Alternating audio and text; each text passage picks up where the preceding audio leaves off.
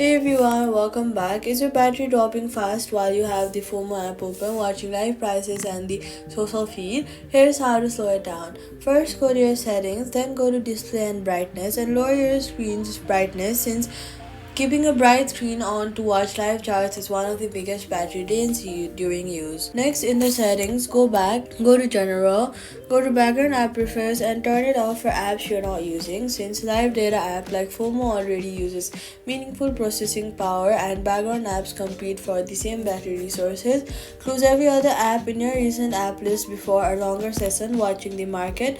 Also, go to the settings, then go to notifications and reduce the non-essential push notifications from other apps since constant pop-ups keep your screen and processor more active. Finally, check the settings app and check battery. Tap on it and tap battery health and charging to see if your battery capacity has degraded since older batteries drain faster under any sustained live data load.